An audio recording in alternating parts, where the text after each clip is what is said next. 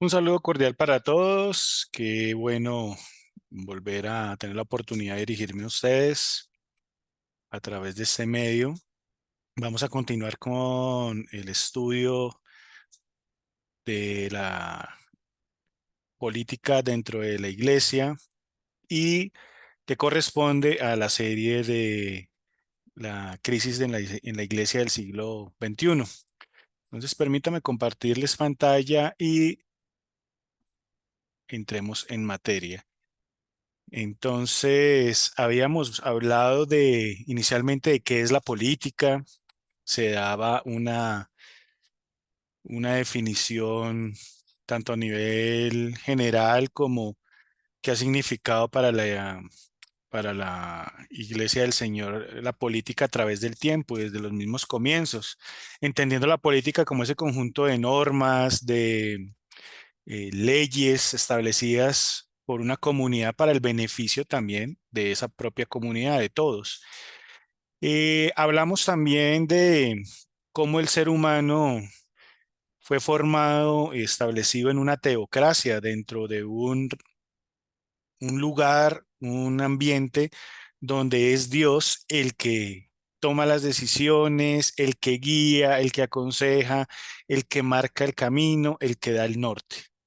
Sin embargo, con el trasegar del tiempo, el pueblo se vuelve rebelde, empieza a ver otros pueblos, empieza a querer copiar otras posturas y creyendo que son mejores, que son más atractivas, que son mucho más prometedoras y renuncia a esa teocracia donde Dios es el rey, donde Dios es el todo y le pide al Señor que les dé rey así como los otros pueblos. Evidentemente, esta es una decisión que marcaría el curso de la historia del pueblo de Dios de una manera muy radical. El pueblo se va a encontrar con la gobernanza de hombres que, como el mismo el Señor se los advierte a través del profeta, con un hombre que, o varios hombres que están expuestos a las equivocaciones, a los errores, pero también iban a estar expuestos a que ese hombre estableciera tal vez regímenes, que estableciera o impusiera sus políticas, sus formas de pensar, sus caprichos, etcétera, etcétera, etcétera. ¿Por qué? Pues porque era un hombre gobernando a otros hombres y ya de por sí conocemos como iglesia la imperfección del hombre y la maldad que hay en el corazón a partir pues de la caída en el huerto del Edén. También hablamos de lo que esto significó, pero también de la responsabilidad que en este tiempo, ya entrándonos un poco en nuestra época, de la responsabilidad que tenemos como creyentes. ¿Cuál es nuestra postura frente a la política? Que no es creer que debemos elegir partidos políticos y defender causas políticas, sino que nuestra tarea es elegir, saber elegir. Y ese saber elegir pues implica conocimiento y el tener conocimiento implica compromiso, implica estudio, implica ir más allá. Nadie que pretende un título académico va a obtenerlo simplemente por querer tenerlo.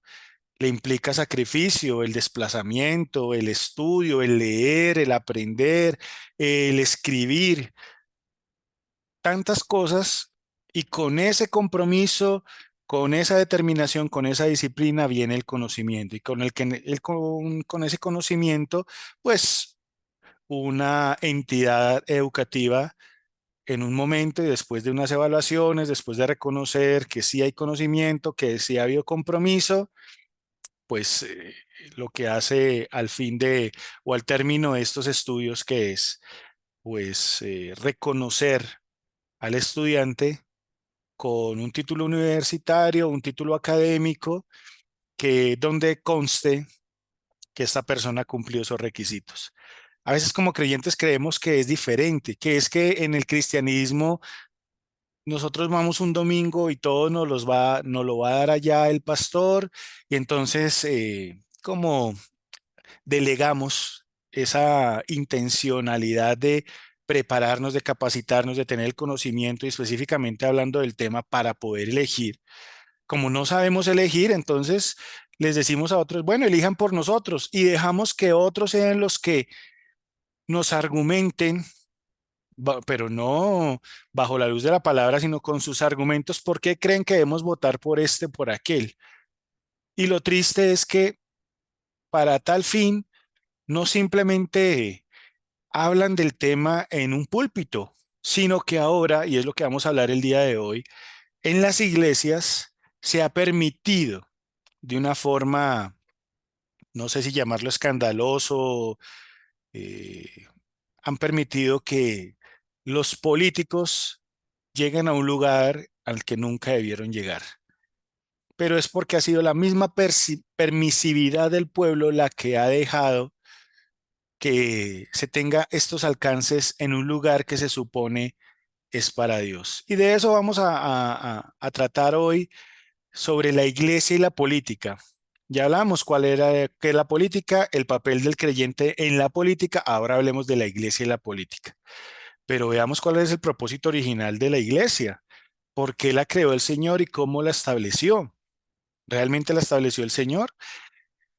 Si nos remontamos a la historia, en Éxodo 29, el Señor nos empieza a hablar o empezamos a leer allí de cómo fue establecido y se le delegó a Moisés esta tarea, el, el crear un tabernáculo. ¿Qué era el tabernáculo? Un lugar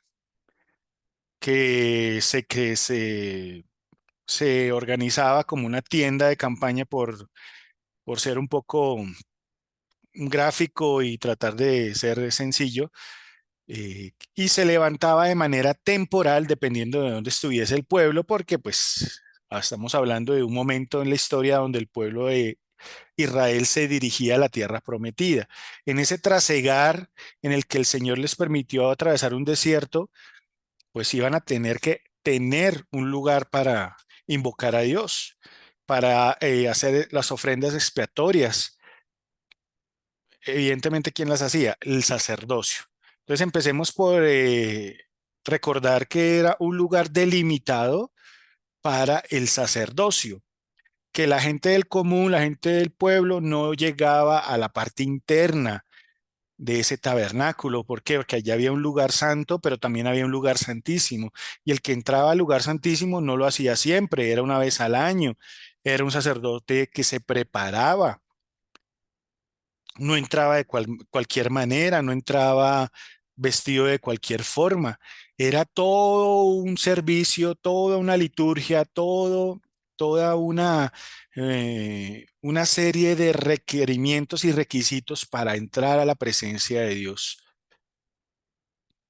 Ahí se estableció ese primer lugar que, que a los ojos del pueblo representaba, y no solamente representaba, sino en el que se establecía la presencia de Dios, pero que representaba lo sagrado, lo puro, lo íntegro de Dios, lo sacrificial, aquel lugar donde esos pecados iban a ser cubiertos, no borrados, pero sí cubiertos. Entonces, ¿qué le dijo? Y hablando específicamente en Éxodo 29:44, una versión, creo que es la traducción lenguaje actual, no olvidé colocar aquí la versión, pero el Señor le dice, este lugar será exclusivo, exclusivo, es decir, solo para el servicio de Dios. Ese fue el norte que empezó a darle el Señor a ese lugar consagrado, dedicado a Él, y que tenía un propósito establecido que era el lugar de las ofrendas, el lugar de el sacrificio, el lugar donde el sacerdote principal y un pueblo que había sido designado, como eran los levitas, iban a servir allí de una manera sacrificial, pero también atenta y cuidadosa. Todo se cuidaba allí. Posteriormente, ¿qué pasó? Pues que vino el templo ya, no un templo, por decirlo así, portátil, sino que, y hablando del rey David, fue un hombre que siempre quiso en su corazón que ya se estableciera un lugar firme, un lugar inamovible, un lugar que marcara diferencia en el mundo. Y por eso fue el anhelo de su corazón establecer o querer hacer casa para Dios. Sin embargo, ya sabemos, el Señor no se lo permitió por su pasado guerrero, porque era un hombre que había derramado mucha sangre en muchas batallas, era un hombre que Dios había usado de esa forma y de esa manera, pero eso le impedía también que fuera él el que erigiera ese templo.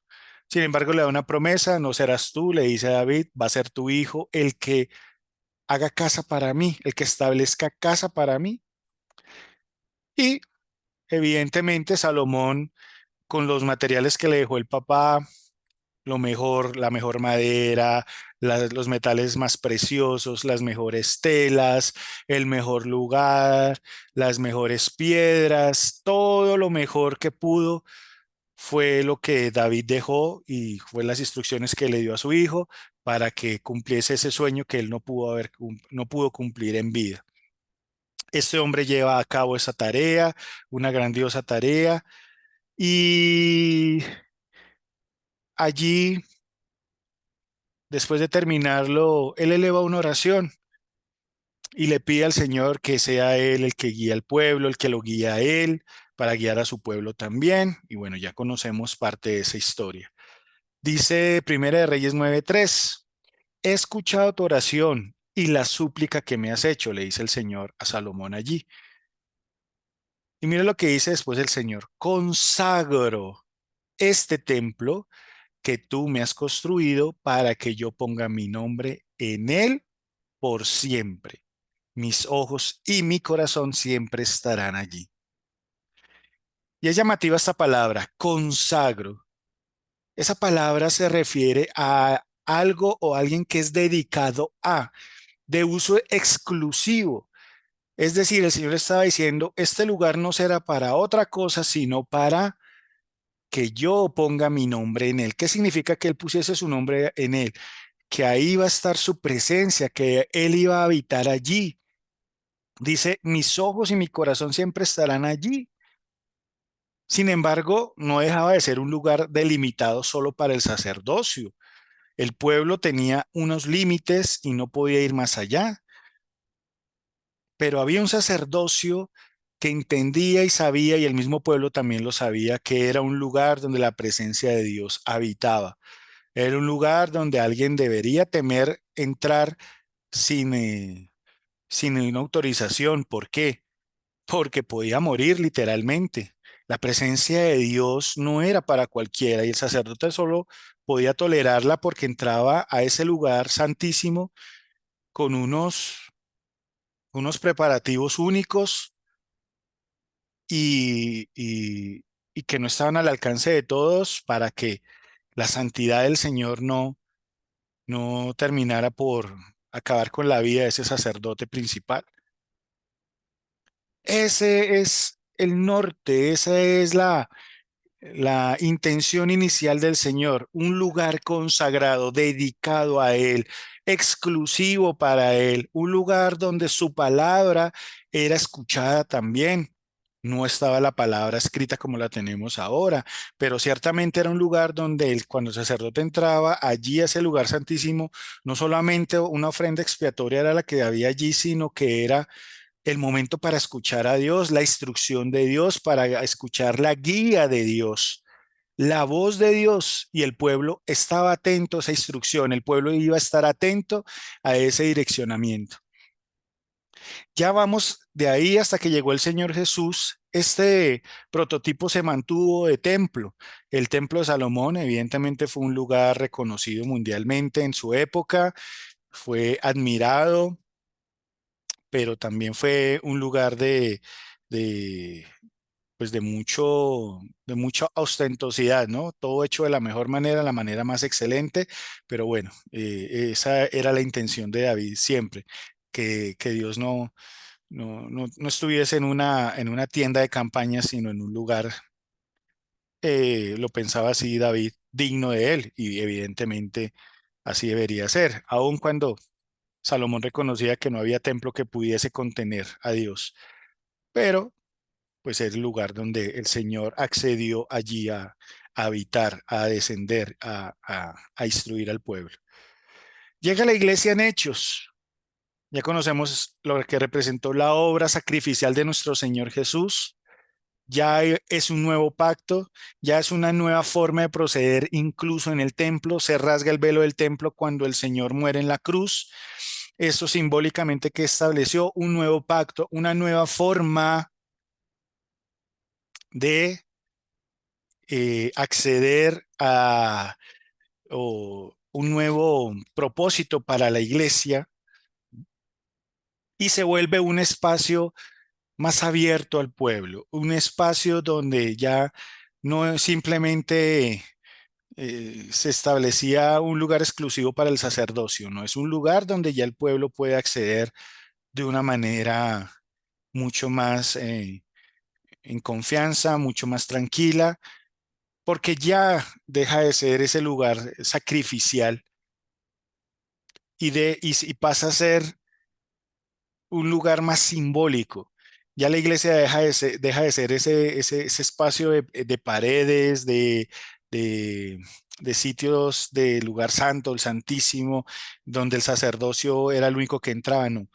Ahora la iglesia empieza a ser todo aquel que acepta al Señor Jesús y que se congregue. Es decir, el Señor hace de nosotros, como lo dice la palabra, un templo. Nuestro cuerpo se vuelve el templo del Espíritu Santo.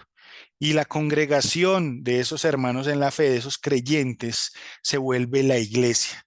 Es decir, que la iglesia dejó de ser un lugar exclusivo donde se dirigían los creyentes. No, la iglesia podía ser cualquier lugar donde se invocara el nombre del Señor, donde se invocara su palabra. Hechos 2:42 nos da una perspectiva de esto. Dice, y perseveraban en la doctrina de los apóstoles, en la comunión unos con otros, en el partimiento del pan y las oraciones. Entonces era un lugar, cualquiera que sea, generalmente pues en Hechos se habla de que se reunían en las casas, pero era un lugar donde que se enseñaba la doctrina bíblica. Y dice aquí Hechos 2, ¿no? Perseveraban en la doctrina. ¿Qué es doctrina? Pues es un conjunto de enseñanzas. Había llegado un nuevo pacto, el pueblo debía entender qué significaba la muerte sacrificial de Cristo, pero también su resurrección y cuál era ahora el propósito de Dios con este nuevo pacto. Entonces se perseveraba en esa doctrina. Los apóstoles tenían la tarea de difundir este evangelio que son las buenas nuevas de salvación, cómo el hombre ahora podría ser salvo, cómo ahora los pecados no eran simplemente cubiertos, eran borrados, eran perdonados. Dice también que en la comunión unos con otros, es decir, que la iglesia empezó a establecer un lugar que proveía un espacio de compañerismo para los creyentes, de unidad, donde podía la gente hablar de algo que tienen en común, por eso se llama comunión, común unión, algo que nos une en común, un lugar donde los que creían en Cristo podían hablar de la palabra, orar juntos los unos por los otros. Dice enseguida, en el partimiento del pan, se puede tomar desde una perspectiva que indica una celebración de la cena del Señor, lo que les dijo el Señor, hagan esto en memoria mía, tomen un pan, tomen vino. Recuerden mi muerte, mi sacrificio y que un día volveré por ustedes. Pero también ese partimiento del pan, pues es el poder darle a otros, el poder suplir a otros las necesidades que hubiese, porque eran hermanos en la fe. Era entender que ahora esos participantes de esa iglesia eran hermanos, creyentes del mismo Dios y el mismo Señor y que se les hacía una familia. Y las oraciones, evidentemente un sitio un lugar establecido para orar. Entonces, si nos damos cuenta a partir aquí de Hechos, estas son las bases que empiezan a establecer cuál es el propósito de nuestra época para la iglesia. Evidentemente en Hechos estamos hablando de una época diferente, de una época inicial, primaria de la iglesia, pero donde indudablemente se establecen los pilares principales, los fundamentos de lo que es el propósito de la iglesia, de la nueva iglesia en Cristo, para alabar al Señor, para llegar a Dios. Entonces, viene, viene ahora una situación, retrocediendo un poco, que se da en la iglesia. Antes de la iglesia de Hechos, Juan 2:13 nos habla de un evento que para todos es conocido y vamos a leer y analizar algunos aspectos de lo que significaba para el Señor su casa. Dice, como ya se acercaba la fiesta de los judíos llamada la Pascua, Jesús fue a la ciudad de Jerusalén. Entonces, hablamos de un momento sublime, un momento de mucha convocación, donde había mucha gente, es decir, un, um, un día típico porque no era la misma afluencia de gente en un día normal que en este día venía la Pascua. ¿Y qué sucedió allí? Dice el verso 14. Allí en el templo hay una versión que habla, que dice dentro del patio del templo, es decir, que era un lugar interno, más interno. No estamos hablando ahí a las afueritas, no estamos hablando ahí al frente del templo, estamos hablando de en el templo, algo interno. Dice, encontró, refiriéndose al Señor Jesús, a algunos hombres vendiendo bueyes, ovejas y palomas. Recordemos que muchos venían desde muy lejos y venir desde muy lejos no venían en avión ni en transporte terrestre como lo era un, qué sé yo, un bus intermunicipal o lo que fuese, donde podían llevar sus cosas y si fuese así aún, pues imagínate cargar con animales. Entonces el Señor había permitido que llegasen al lugar, llevasen el dinero y lo cambiasen allí por los animales que iban a ofrecer en sacrificio. Entonces allí encontró a esos hombres vendiendo pues los bueyes, las ovejas, las palomas. Recordemos que las palomas era el sacrificio más barato, más económico, por decirlo así, para la gente de escasos recursos, con recursos más limitados, la gente más pobre. Otros estaban sentados en sus mesas cambiando monedas extranjeras por monedas judías. Recordemos que el templo también tenía unas monedas exclusivas, que había monedas romanas, claro, había otras denominaciones de monedas, pero el templo solo recibía las monedas específicas de ellos. Por eso aquí habla de monedas judías y esas eran las que valían. Entonces eran los cambistas. Y dice la palabra, al ver esto, el Señor Jesús tomó unas cuerdas, hizo un látigo con ellas y echó a todos fuera del templo. Recordemos que estamos hablando de un lugar interno. ¿Mm? Muchos se imaginan que esto sucedió en la parte externa, no. En la parte del patio que se supone es el lugar ya donde la gente está dentro del templo, donde se supone que hay un espacio ya de consagración, de espiritualidad, algo que representa mm, algo, un lugar santo. Dice, los echó fuera del templo junto con sus ovejas y bueyes. No importaba que esto fuera para el servicio aparentemente de Dios, para lo de Dios. Dice, también arrojó al piso las monedas de los que cambiaban dinero y volcó sus mesas. Y a los que vendían palomas les ordenó, saquen esto de aquí. La casa de Dios, de mi Padre, no es un mercado. Algunas consideraciones para que tengamos en cuenta para hablar de lo que nos compete a nosotros en esta actualidad, en este tiempo. Primero, lo que hablábamos, lo que les comentaba ahorita, se evidencia una profanación interna. ¿Qué es una profanación? Pues eso, el ingreso a ese espacio delimitado como santo, como exclusivo, como consagrado para Dios. Profanarlo se refiere a cruzar esos límites, a ir allá donde no se debe ir. Seguramente si esta gente hubiese estado a las afueras, pues el Señor no hubiese tenido problemas y seguramente había gente afuera, pero el Señor dice aquí la palabra que encontró a algunos hombres haciendo todo este tipo de negocios y mercados. ¿No eran negocios divinos o humanos? Sí, lo eran. ¿Tenía que ver con Dios? Por supuesto.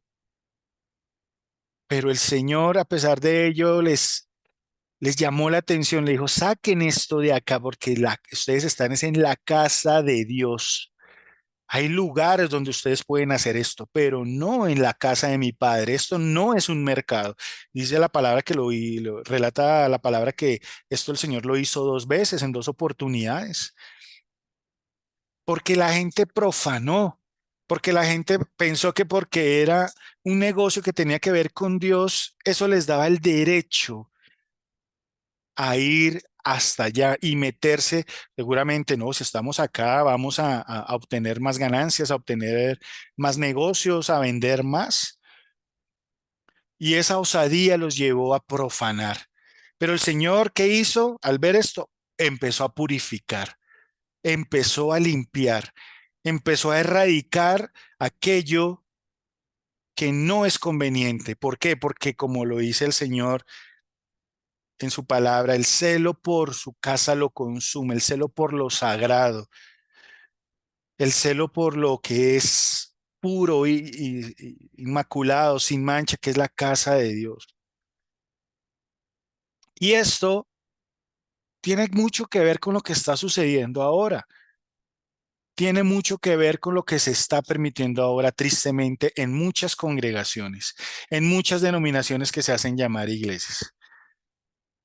¿Qué ha sucedido? Y ustedes lo pueden entender y corroborar. Viene un hombre, llámese pastor, que con el mismo deseo que tal vez tuvo David, quiere establecer una iglesia, un lugar, quiere que la gente esté cómoda, que tenga un lugar donde pueda orar tranquilamente, donde pueda hablar de la palabra tranquilamente. Y llega este líder, este pastor, invita a su gente a que se hagan colectas, a que siembren de corazón, unos pues con menos espiritualidad y con más, bueno, con otros sentimientos no tan lícitos, casi que obligan a la gente a que suelte el dinero, pero bueno, en fin, el trasfondo es que quieren erigir un lugar para Dios, levantar, así como Salomón levantó un templo para Dios, algo que sea digno del Señor. Entonces muchos uno los escucha, quieren el mejor piso, quieren los mejores instrumentos, quieren la mejor alabanza, quieren la mejor iluminación, quieren las mejores tecnologías de sonido, de video, etcétera, etcétera, etcétera. Y oran al Señor y claman al Señor para que esto suceda, para que evidentemente haya un lugar donde pueda hacerse esa reunión. Se dan estos espacios. El Señor permite que estos lugares, el Señor, así como le dijo a Salomón, yo listo, yo consagro, no solamente te doy este lugar, lo consagro para mí. Pero tristemente muchos líderes, muchos hombres, muchos pastores creen que ese lugar les pertenece. Muchos creen o olvidan más bien cuál cuál ha sido el propósito de establecer aquellos lugares. Cuando usted y yo vamos a un hospital, sabemos, no vamos porque sí, o a una clínica, pues vamos esperando que nos ayuden porque seguramente vamos porque estamos enfermos, a no ser que vamos a visitar a alguien, pero bueno, ¿qué esperamos encontrar? A personas enfermas y a gente preparada, llámese médicos, enfermeras, lo que sea, pues para curar. Usted no espera encontrar allí mecánicos de automóviles, usted no espera encontrar allí pilotos de aviones, usted no espera encontrar allí, me refiero, haciendo un trabajo diferente al que no sea lo que tenga que ver con la salud, ¿cierto? Usted no ve dentro de un hospital una, una, un espacio donde esté un mecánico de autos ofreciendo o vendiendo sus repuestos o qué sé yo. No, sino que usted ve los consultorios y en muchos consultorios, en los consultorios usted se va a encontrar médicos, gente relacionada con la salud. Y lo mismo si usted va a un lugar donde arreglan carros, pues un taller mecánico, usted no espera encontrar allí un doctor con un consultorio.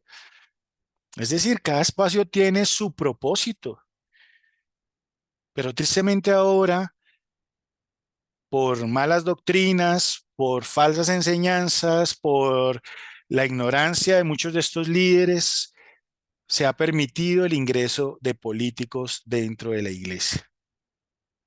Y un creyente, una persona o un no creyente incluso, porque seguramente ustedes y yo hemos invitado a gente que no conoce de Dios, que pretende conocer del Señor, y usted le lleva a ese lugar y resulta que usted se encuentra con que ese día sale un político de turno a hacer sus anuncios, a hablar con su demagogia reconocida y a hablar de sus promesas.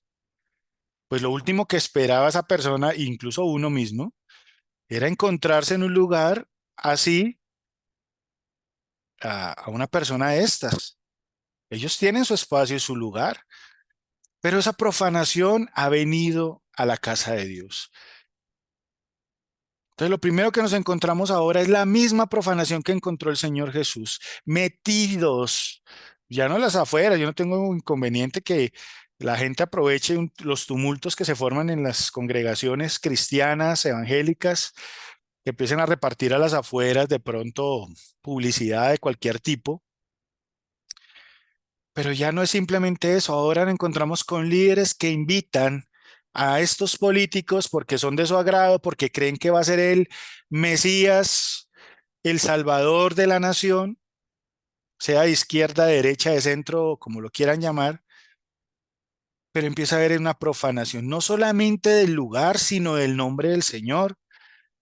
¿Qué creen que piensa Dios de un hombre que es el pastor principal de una iglesia y les está diciendo a la gente, vean, voten por este fulano, señor fulanito, doctor fulano, pasa aquí al frente, hable, porque él nos va a traer solución.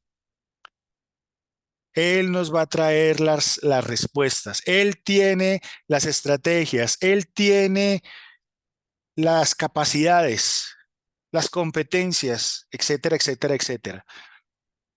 Eso es una profanación de Dios, de la capacidad de Dios. Eso es decirle indirectamente a la gente, vea, ustedes sí confíen en Dios, pero pongan también sus ojos en el político. Pongan también su esperanza y su fe ahora en el político. Sí, Dios puede cambiar, pero vean, este es el que va a usar y este se vuelve entonces el Mesías. Entonces ya no hablemos de Jesús, sino hablemos de este fulano que es el que tiene las respuestas, el que va a acabar con la pobreza, según ellos, el que va a acabar con la injusticia social. Y empiezan a vendernos una serie de cosas y la gente se come todo eso porque, como les hablaba al principio, empezamos a delegar esas responsabilidades de conocimiento, de crecer, de conocer y de prepararnos de cómo elegir, que es una responsabilidad nuestra, no del pastor, pero como se la hemos delegado al pastor, pues él aprovecha y mete sus posturas políticas, sus filosofías y su forma de pensar, se las da al pueblo, creyendo que está haciendo bien. Pero él no tiene injerencia en eso, él no puede buscar, no debe más bien, porque seguramente de poder lo han podido hacer, pero él no debe tener injerencia en las decisiones de cada creyente, eso es muy personal, pero eso está pasando, hay una profanación y creemos que porque son hombres que hablan de Dios, ¿cierto? Así como los hombres en el templo allá creían que no, es que yo estoy vendiendo bueyes para que sacrifiquen a Dios, ovejas, palomas, ¿qué quiere? Aquí le tengo. No, yo estoy vendiendo, cambiando dinero santo, que es judío, que es del templo, y le estoy cambiando. Creemos que porque son en apariencia negocios divinos, entonces están justificados, pero no es así. De la misma forma, creemos que porque el político habla de y promete que es que yo voy a darle a los cristianos un lugar, que yo voy a darles el espacio para que tengan actividades aquí en la ciudad, donde sea, yo les voy a dar voz y voto, les voy a dar un puesto. Evidentemente eso no se lo dicen a la congregación, pero muchas veces con los pastores ya han arreglado de una u otra manera esas prebendas, ¿no? Y entonces, no, si usted me consigue esta votación, usted tiene asegurado un puesto, usted o alguno de sus familiares o alguno de sus recomendados, y yo les voy a dar, le voy a dar el ministerio de no sé qué, le voy a dar la, eh, eh, bueno, un lugar político, un puesto político, el que sea, ¿no? Una delegación, una embajada, etcétera, etcétera, etcétera. Eso se cuadra debajo de la mesa. Pero ahí delante de todos, el político se vuelve como Faraón cuando por medio de Moisés le dijo, deja ir a mi pueblo, le dijo el Señor a Faraón por medio de Moisés y Aarón, y en un momento como que cede Faraón y les dice, ay, bueno, sí vayan allá, pero no se, pero vuelvan. Y no se vayan a llevar los animales, ni no, lleven los que necesiten. Y no se te olvide, Moisés, ora por mí. Así son los políticos. Se quieren mostrar espirituales, se quieren mostrar santos, se quieren mostrar creyentes. Ah, y dicen, pastor, oren por mí. Nada más ingenuo que eso, nada más perverso que eso. Muchos de esos políticos son los mismos que le están diciendo a una congregación, sí, oren por mí. Y al siguiente mes o a la siguiente semana uno los ve en el noticiero allá compartiendo con brujos, compartiendo con otras denominaciones y se vuelven, así como decía Pablo, se vuelven al extranjero extranjero, al judío judío, porque necesitan votos, no necesitan más de ustedes. Ellos no van allá por Dios, ellos no van allá por arrepentimiento, porque quieren obedecer a Dios, ellos van allá porque les interesa algo. Y si un pastor así lo está permitiendo, qué pena, se lo digo con todo el corazón, con mucha tristeza también, pero con todo el corazón es un pastor que está recibiendo algo. No hay almuerzo gratis, dicen por ahí.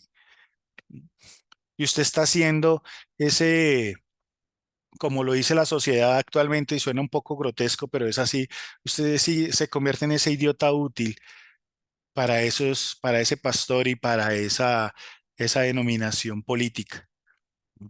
Porque finalmente ni ese pastor ni ese político lo van allá al último de la fila, ya el menos conocido, ese no es el que van a ayudar realmente. Siempre es el familiar, siempre es el más cercano, el amiguismo, todo. Y pretendemos hablar después, o esos líderes pretenden después hablar de, de, de la corrupción en la política. Y es que hay tanta corrupción, pero ellos son los primeros corruptos. Al permitir primero la profanación de la casa de Dios, al hacer sus negocios internos por debajo de la mesa para obtener sus propios beneficios. ¿Y qué están haciendo para eso? Usando al pueblo de Dios. ¿Mm? Permitiendo que ese lugar, ese altar donde se debe hablar de lo que hablábamos ahora, lo que esos pilares fundamentales en Hechos, ese lugar que debe ser para hablar de la palabra, perseverar en la doctrina, compartir el pan, hacer oración, el orar los unos por los otros, se vuelva la plataforma y el trampolín para el político de turno, donde hable sus demagogias, donde haga sus promesas vacías, donde haga todo su espectáculo público y circense para que la gente crea que Él es el Salvador. Y empiezan a hacer a un lado al Señor.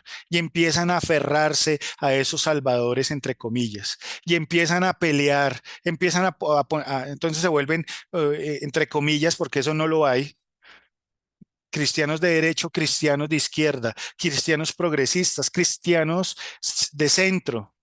Hay cristianos, hay gente de derecha y hay gente de izquierda, pero cristianos y de derecha a la vez no hay. Bájese de esa nube. No se engañe usted mismo. Dios no puede ser burlado. El corazón del hombre solo puede albergar un Dios.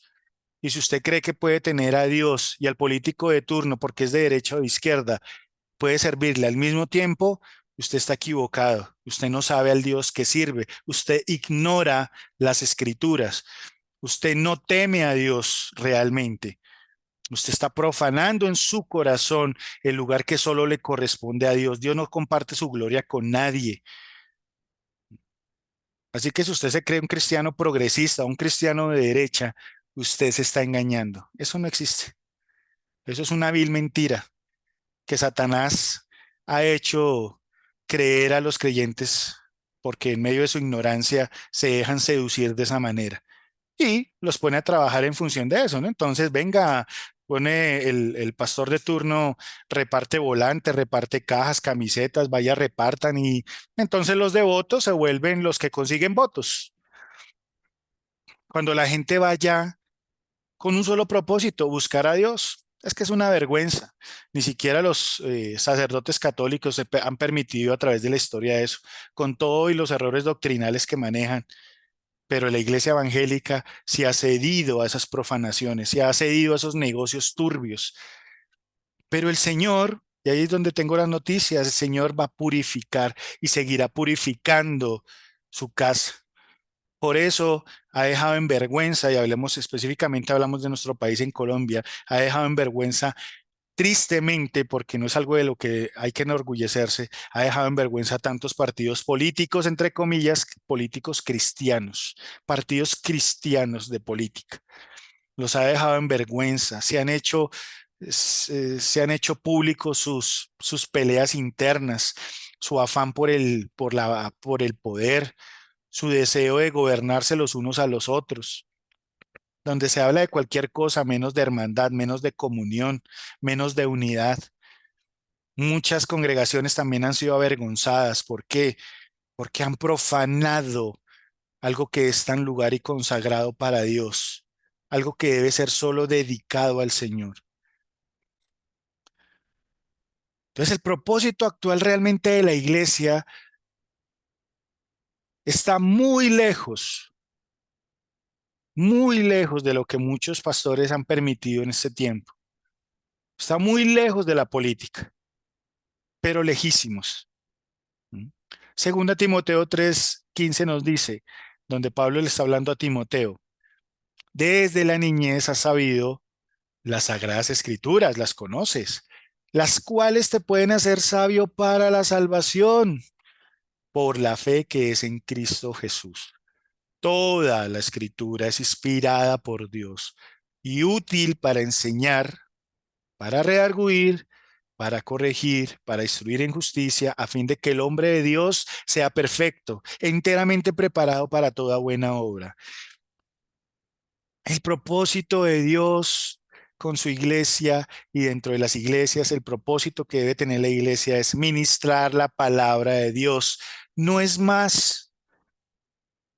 ¿Por qué? Porque si se ministra la palabra de Dios va a enseñar, no solamente en lo espiritual, sino también en lo social. Entonces el creyente también como sujeto de un estado de derecho, como sujeto social, va a saber cómo debe votar, cómo debe elegir, cómo debe eh, cuidar socialmente su comunidad, su nación y tratar de velar para que sean elegidos los que más se alineen con los propósitos de Dios. Pero eso es algo, es una decisión que solo le compete al creyente, pero para que, vuelvo y reitero, para que el creyente sepa cómo elegir, debe saber cómo elegir. Y si no se le enseña, pero no es enseñarle bajo la tutoría del pastor con sus pensamientos políticos. El pastor puede tener una postura y un candidato de su elección, pero él no debe hablar de eso, él debe hablar de la palabra. Para eso está allí, para que ministre la palabra de Dios y pueda enseñar a ser un buen ciudadano al creyente. Argumenta, es decir, redarguye, argumenta, da argumentos del por qué debe elegir, hablando en este concepto a nivel político, argumenta de cómo, de por qué debe elegir aquellos que se alineen más con la palabra de Dios. Por eso se encuentra uno con tanto cristiano, entre comillas, porque no sé, me cuesta creer que hay un cristianismo de verdad sensato cuando una persona que dice ser cristiano va y vota por aquel que está de acuerdo con el aborto, con esas minorías que, que sexualmente son inmorales, que usan, ¿cierto? Esos símbolos de arco iris y todo esto, que está a favor eh, de las drogas, el uso de las drogas, que está a favor eh, bueno, de tantas cosas que van en contravía de la palabra de Dios. ¿Por qué? ¿Y por qué votan por ese tipo de personas aún diciendo que son cristianos? Porque realmente su Dios, no es el Dios de la palabra. Su primer Dios es ese político. Y como él tiene puestas en ese político sus esperanzas y sus anhelos de cambio y de que lo va a sacar de perico perro, entonces pues vota por el fulano y le vende a todos la idea de que debe hacerlo así, pero que también cree en Dios, ¿no? O sea, también como faraón, y yo también oro. Pero no es así. Se está engañando a sí mismo, así que no nos dejemos engañar. La palabra también corrige, nos instruye para que corrijamos nuestro rumbo y siempre nos alineemos con la palabra de Dios, con los propósitos de Dios, que vayamos por el camino, no el que conduce a la muerte, sino el que conduce a la vida eterna. Y recuerden que es un camino angosto. El que conduce a la destrucción es un camino ancho. Instruye, da instrucciones a nivel familiar, a nivel emocional, a nivel sentimental, a nivel político, a nivel familiar, etcétera, etcétera. Todo lo que usted se pueda imaginar. La palabra tiene instrucción para todo y capacita. Es decir, da la capacidad de hacer elecciones correctas. Lo hace competente. Sabe cómo desenvolverse en su hogar, sabe cómo desenvolverse en una comunidad, en una sociedad, sabe por qué debe respetar las normas y hasta qué punto debe respetarlas, siempre y cuando no vulneren las normas que o esas instrucciones que son divinas o espirituales, que no van en contravía de la palabra de Dios, conoce bien los límites, hasta dónde debo ir. Pero tristemente me temo también que muchos líderes y pastores que tienen sus limitaciones con esto y son incompetentes, no están corregidos adecuadamente, no están capacitados adecuadamente, no fueron instruidos adecuadamente y fueron formados o tuvieron una autoformación hasta cierto punto y creen que la iglesia se debe manejar de esta o de aquella manera, pero no están capacitados a la luz de la palabra para entender cómo se debe manejar la iglesia del Señor, la casa de Dios. Nosotros somos responsables de hacer respetar esa casa del Señor, ese lugar que fue consagrado, porque finalmente la mayoría de esos lugares no lo construyó el pastor con el dinero de su propio bolsillo, sino con el dinero de esos congregantes, pero muchas veces se hacen amos y señores de ese lugar, se vuelven hasta negocios familiares, ponen a nombre el lugar, el terreno, las edificaciones, a nombre de ellos, a nombre de sus familias, y se vuelve, entonces el pastor se muere porque tendrá que morirse algún día, no, nadie, a no ser que el Señor venga por su iglesia, y si viene por nosotros, pues bueno, no conoceremos muerte, pero de resto todos se van a morir. ¿Y a quién le va a quedar eso? He conocido el caso de pastores que han dejado la iglesia a nombre de sus familiares y vienen familiares que medianamente creían en Dios y no estaban tan comprometidos y a la final pues terminan arrendando eso para su propio bolsillo, vendiéndolo y se acabó la iglesia, entonces el dinero de la gente resultó ser para otra cosa menos para un templo donde se garantizara un espacio para buscar a Dios. Y eso pasa y está pasando ahorita y pasa más de lo que usted cree. Entonces hay dos posturas. O usted come callado, como se dice aquí coloquialmente, ignora, se hace el de la vista, el de las gafas, como dicen por ahí, o usted toma una postura. Tristemente muchos están dispuestos a callar y muy pocos están dispuestos a tomar una postura porque a veces representa, o más bien, a veces tomar esa postura, una postura radical, sensata, consecuente con nuestras convicciones, va a implicar que nosotros confrontemos. No se trata de ir a pelear con un pastor, pero sí confrontar sabiamente a ese liderazgo y decirle, este lugar no es para eso. Aquí no estamos para eso. No somos sus ovejas, somos las ovejas del Señor. No estamos aquí para darle un empuje político al fulano de turno, ¿m? Al charlatán de turno que quiere un lugar, un puesto en la política. Nosotros estamos acá para escuchar la palabra de Dios. Pero eso va a depender mucho de a qué está atada tu conciencia, a la verdad del pastor o a la verdad de la palabra de Dios. ¿Mm? No, vuelvo y reitero, no es irrespetar a los que están en autoridad, pero tampoco es comer entero y creer que ellos pueden hacer lo que quieren simplemente porque es el pastor. No podemos creer que pasamos de una iglesia romanista que nos decía que el papa era infalible, ahora creer que en cada iglesia hay pequeños papas que son infalibles y que todo lo que hacen es perfecto y puro, inmaculado y peor aún, que no se puede oponer nadie y que simplemente todos tienen que decir amén y callar. Defender la verdad tiene un precio alto y muchas veces nos ha pasado a algunos. Tendremos que dar un paso al costado y no se acabó el mundo porque ya no puedo seguir en un lugar, porque simplemente ese lugar va en contravía de lo que dice la palabra. Mi intención es defender la palabra, no defender hombres, lugares, cantantes, seminaristas, convencionistas, eh, o defender material de una congregación, nada de eso. Estamos para defender la verdad. A él le daremos cuenta, no el letrero de la iglesia tal o del compromiso con el pastor tal. Al Señor le daremos cuenta de nuestro compromiso con él. Ten cuidado de ti mismo y de la doctrina, le decía el apóstol a su discípulo, a Timoteo. De ti mismo y de la doctrina. Cuida tu corazón y cuida lo que enseñas, porque por eso el que se hace maestro va a responder por lo que está enseñando. Pero nosotros también vamos a responder por nuestra autonomía y por lo que pudimos hacer para defender la palabra de Dios.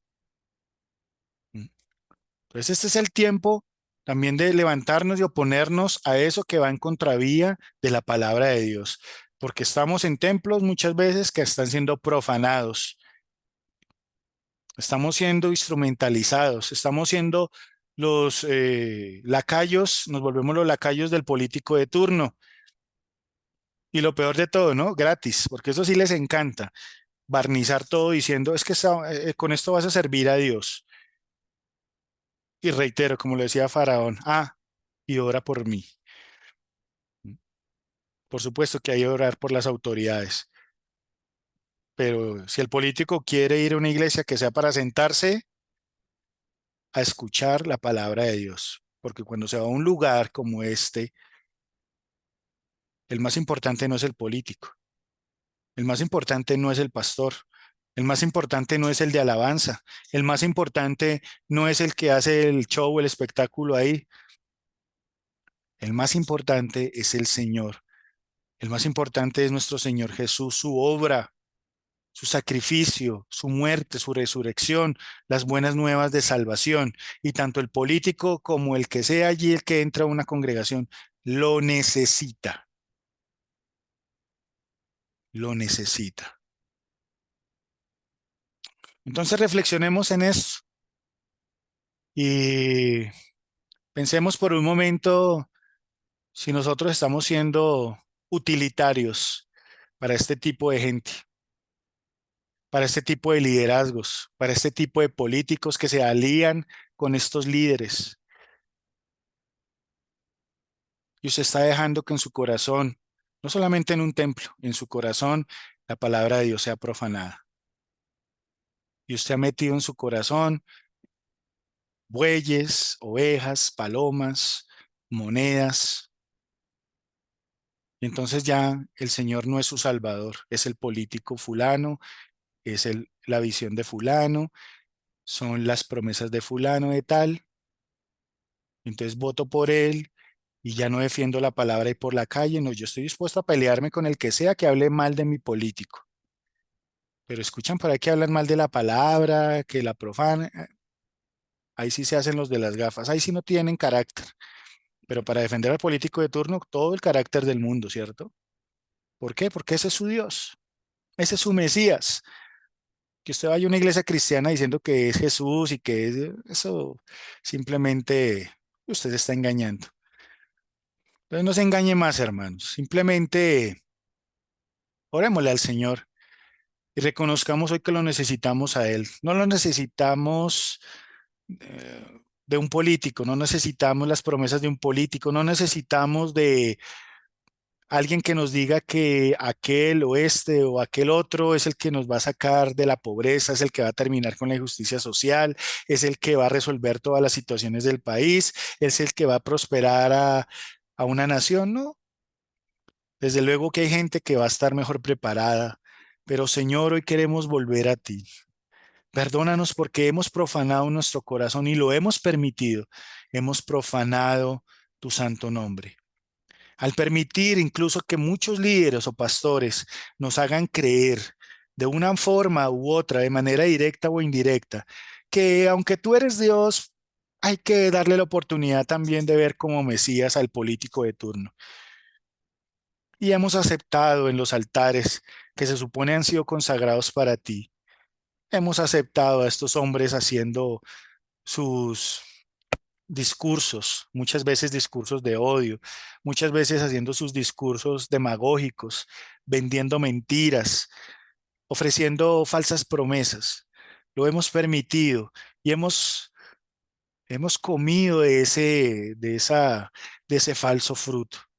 Y lo peor de todo, hemos dado cabida en nuestros corazones y en nuestras mentes y en nuestros espíritus a esos hombres creyendo que sí, que eres tú más el político fulano de tal el que nos va a sacar de pobres, el que nos va a dar la justicia que estamos pidiendo, el que nos va a traer esa promesa que hemos estado esperando. Perdónanos, Señor. Hoy clamamos que la sangre de tu Hijo, nuestro Señor Jesús, nos limpie, nos redima, limpie nuestras mentes y nuestros corazones, y que hoy podamos proponer defender tu palabra, que hoy podamos proponernos no pretender ser de una corriente política, llámese izquierda, derecha, centro, llámese como se llame, sino que nuestro único propósito en esta vida es ser ciudadanos del reino, entender que somos pasajeros en esta tierra, que somos peregrinos, que estamos de paso, que tu reino no es de este mundo y que a ti, que eres el Rey de Reyes, es al único que servimos. Los demás, llámese como se llame, o sea, el político más importante que puedan creer los hombres que es, nunca, nunca serán como tú. Y que esos hombres también necesitan de ti, necesitan arrepentimiento, necesitan obediencia, necesitan ser obedientes, necesitan ser santos, necesitan tomar su cruz también y seguirte, que no tienen fuero político y mucho menos espiritual porque son políticos. Ellos también necesitan de ti porque son hombres caídos, con la mancha del pecado también en sus corazones, y solo tu sangre es la única que puede redimirlos. Perdónanos, Señor mío, cuando con nuestros ojos hemos visto también a esos hombres como nuestros salvadores.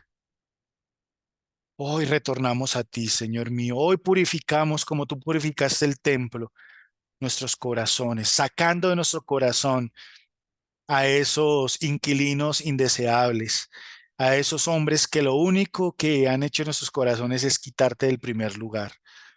Nuestra esperanza está nuevamente puesta en ti, Señor, en tus palabras, en tus promesas, porque tu palabra es útil para todo en esta vida, Señor mío. No hay tema que escape a tu palabra, Señor mío. Todo lo podemos encontrar en ella, Señor mío.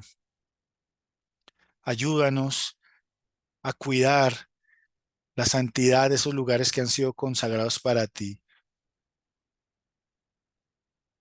porque entendemos, Señor mío, el daño que puede hacer que el liderazgo permita que sea profanado tu casa, Señor, porque van a terminar siendo profanados no solamente un lugar que representa una congregación, una iglesia, sino van a ser profanados los corazones, porque se les va a vender a muchos la idea de que hay hombres que van a ser salvadores y mesías. Y el único hombre que ha sido el Mesías y que es el Mesías, único y verdadero eres tú, Señor Jesús, por tu obra salvífica. Gracias, Señor, por este tiempo y te pido que cada hermano en la fe que escuche este mensaje pueda ser confrontado, reflexione en él y cambie su manera de vivir y de pensar si ha permitido que en su corazón la política profane ese lugar que es solo para ti. Te doy la gloria y la honra y te damos gracias por este tiempo. En el nombre de Cristo Jesús, gracias, Señor. Amén.